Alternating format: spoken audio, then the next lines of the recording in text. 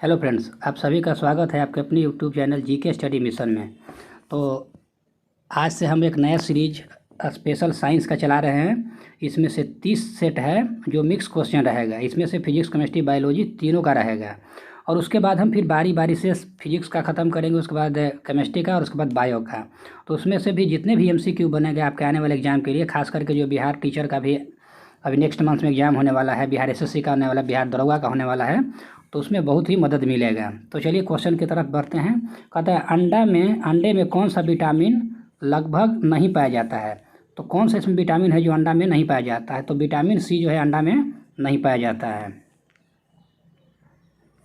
Next question है, हम तारों को टिमटिमाते हुए देख पाते हैं, तो इसका कारण क्या है कि तारा टिमटिमाता है? तो प्रकाश के अपवर्तन के कारण जो तारा टिमटिमाते हुए नजर आता है। नेक्स्ट क्वेश्चन है, निम्नलिखित में कौन सा पदार्थ सबसे अधिक ज्वलनशील है?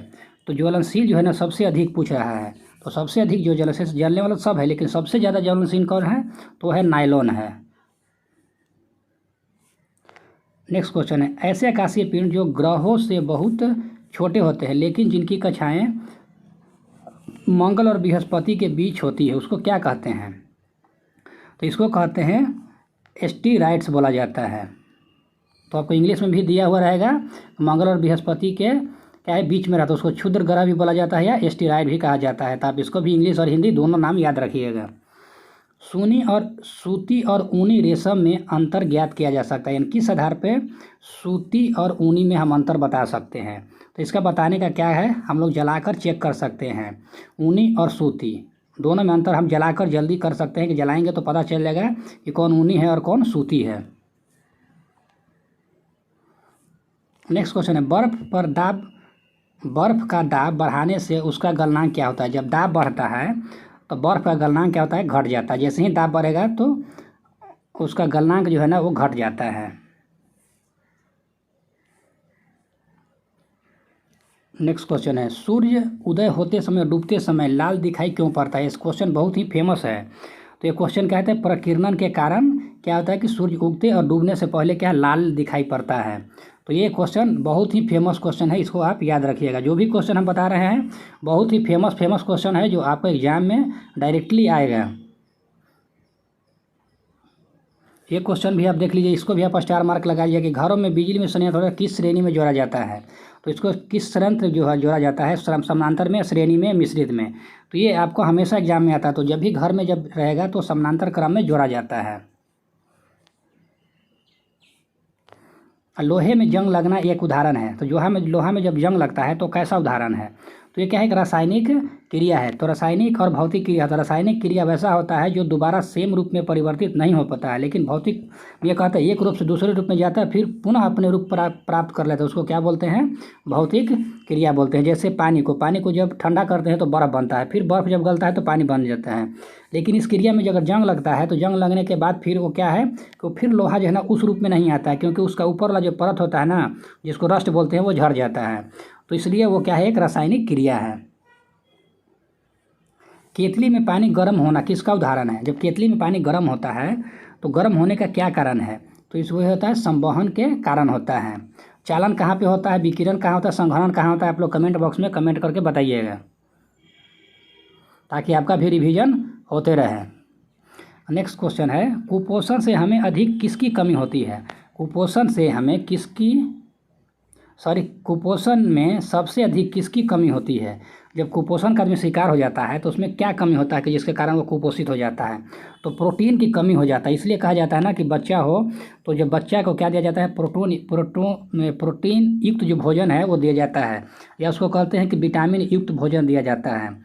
तो बच्चों को जो है मैक्सिमम जितना हो सके आप दाल उसको सेवन करने के लिए बोलिए। दाल सेवन करने से ना प्रोटीन जल्दी प्राप्त होता है।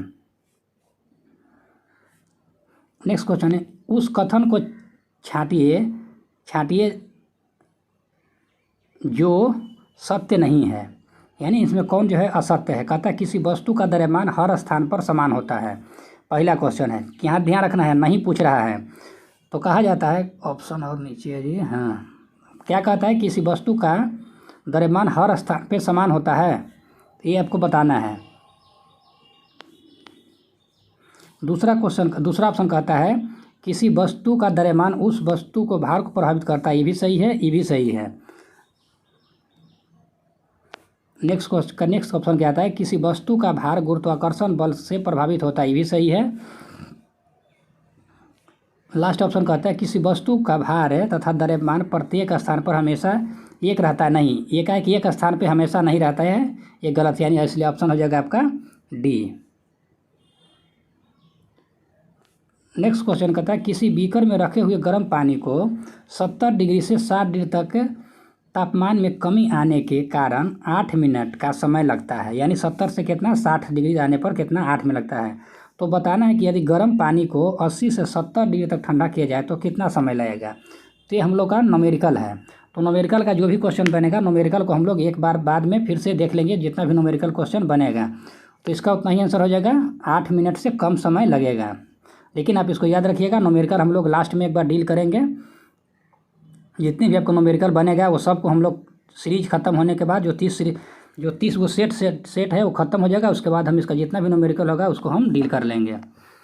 नेक्स्ट कहता है फ़ारेनहाइट तथा सेल्सियस पर तापमान का पाठ्यांक समान होता है। ये क्वेश्चन हर एक एग्जाम में आता है, आप इसको याद रखिएगा। तो -40 डिग्री सेल्सियस होता है।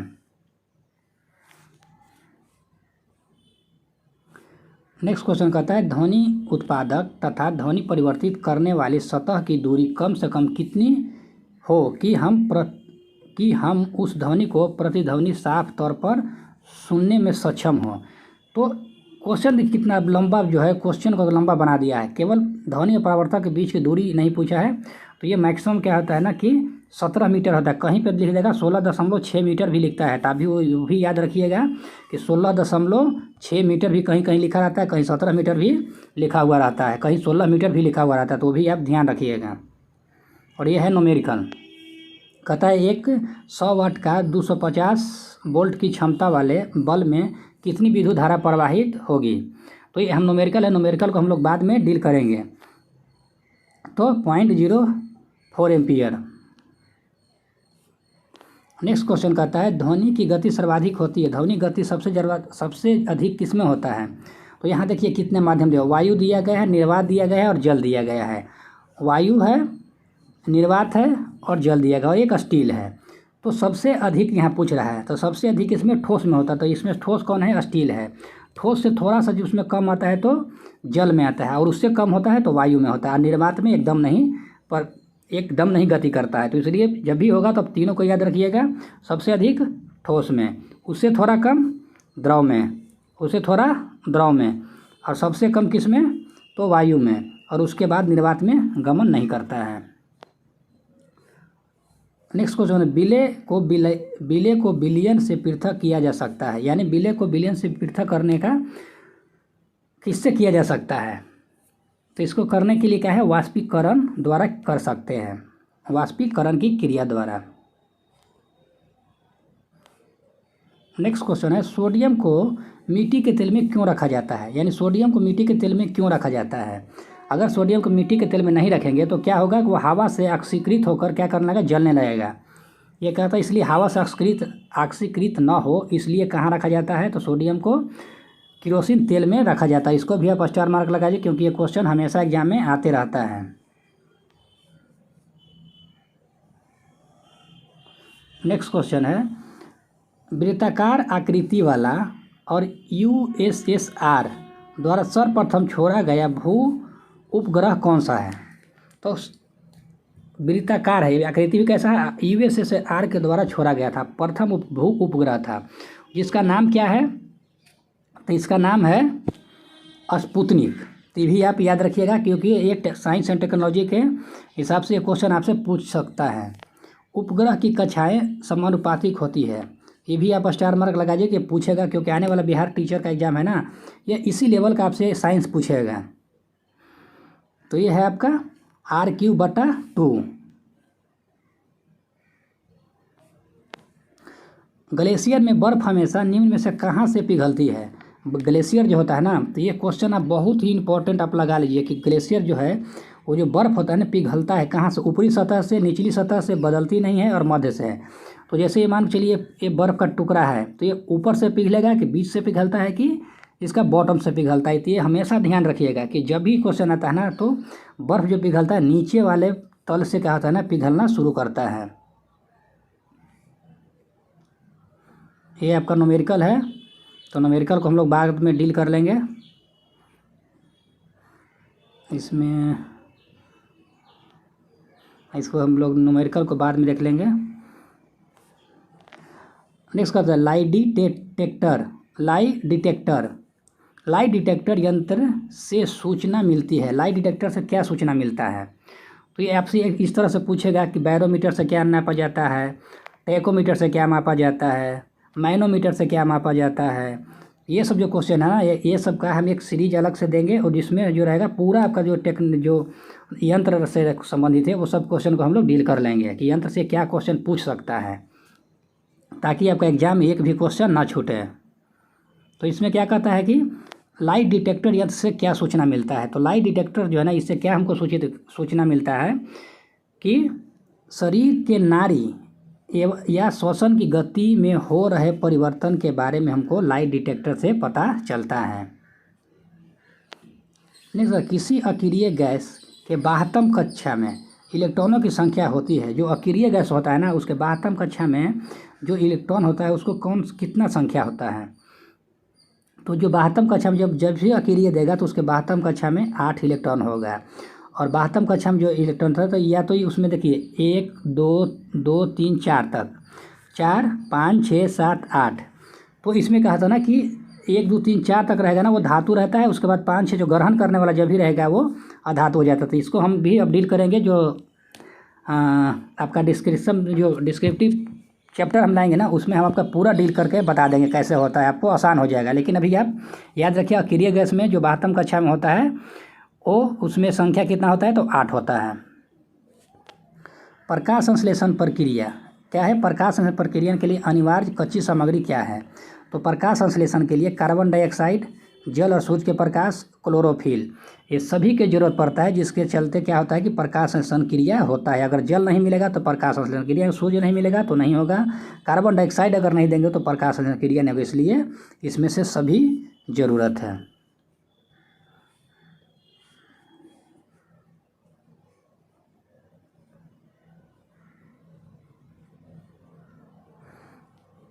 नेक्स्ट क्वेश्चन है मायोसिन। क्या है? मायोसिन प्रोटीन पाई जाती है। जो मायोसिन प्रोटीन है वो पाया जाता है। किस में पाया जाता है मायोसिन प्रोटीन? तो ये पाया जाता है पेशी में। तो ये आप याद रखिए कि हमेशा याद रखिए कि मायोसिन प्रोटीन होता है ना, कहाँ पाया जाता है? तो पेशी में पाया जाता है। और ये बल्ब का यूनिट है तो एक यूनिट ये हो जाएगा, क्योंकि जो बल्ब का जो फार्मूला था ना, तो वाट गुने बल्ब के दिन गुना किया जाता है, कितना घंटा जलता है उतना नीचे 1000 से भाग करते हैं तो एक यूनिट इसका आंसर आता है। इसका हम फार्मूला बताएंगे और इसका जो जितना भी क्वेश्चन टाइप पे बनेगा वो सब हम बता देंगे, चिंता करने की ज़रूरत नहीं है। परमाणु सिद्धांत का जन्मदाता कौन थे? जो परमाणु सिद्धांत है ये भी आप स्टार मार्क लगा लीजिए, क्योंकि ये क्वेश्चन आपसे पूछता है कि परमाणु सिद्धांत के जन्मदाता कौन है। तो ये है डाल्टन। और आप लोग डाल्टन और रदरफोर्ड में कन्फ्यूज मत कीजिएगा।